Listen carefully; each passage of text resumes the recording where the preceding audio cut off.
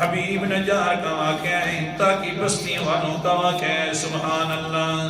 حضرت حبیب نجار ہیں، دیکھتے ہیں 3 پیغمبر آ گئے ہیں ہماری بستی کے اندر، لیکن حال یہ ہے کہ اللہ اکبر کبیرہ، سارے پیغمبروں کے اوپر 3 پیغمبروں کے اوپر ظالم انتا کیا، بستی والوں نے ظلم کرنا شروع کر دیا ہے۔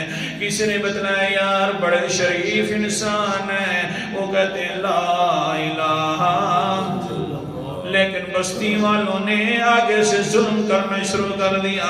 بس یہ پتہ چلا اپنی نجاریت والی درخانوں والی جو دکان تھی فوراً بند کر دی، نکل پڑا۔ بس نکلا کیا ہے، اللہ نے اس کے نکلنے کا بھی تذکرہ فرما دیا ہے۔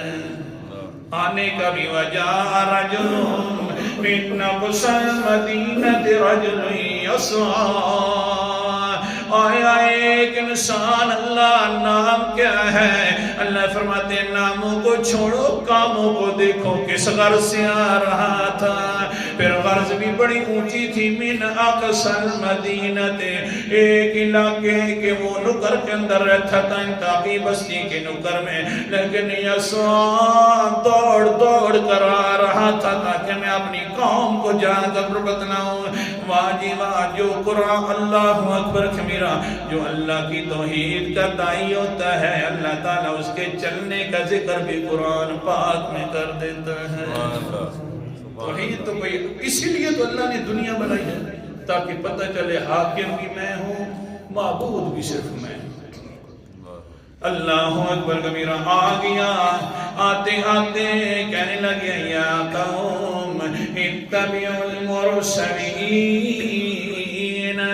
ان رسولوں کے پیچھے چلو، خود ساختہ مذہبوں کو چھوڑ دو، جو کہتے ہو فلاں سفارش کر کے چھوڑو، نہ کرو نہ کرو، ایسا نہ کرو، بلکہ دیکھو اتبعوا من لا یسألکم اجرا وہم مہتدون، ایسے نبی ہیں کہ کبھی بھی تم سے مزدوری نہیں مانگتے، بدلہ دنیا والا نہیں مانگتے، بلکہ خالصتاً تو ہی سناتے ہیں، ہدایہ یافتہ ہیں۔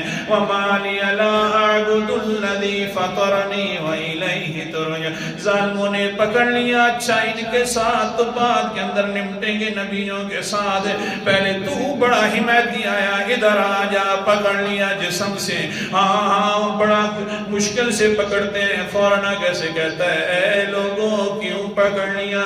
وَمَا لِيَ لَا أَعْبُدُ الَّذِي، اتنا تو بتلاؤ نا میں کیا کروں گا ان ہستیوں کی عبادت کر کے جو اللہ کے علاوہ ہیں، اللہ کو چھوڑ دوں، مجھے کیا ہو گیا ہے؟ عقل سے تو کام لو نا، اس اللہ کی عبادت نہ کروں، فطرنی، جس نے مجھے پیدا بھی کیا ہے، وَإِلَيْهِ تُرْجَعُونَ، کہ اس کے ساتھ پھر ملاقات بھی ہو جائے گی، تم بھی اس کی طرف لٹائے جاؤ گے۔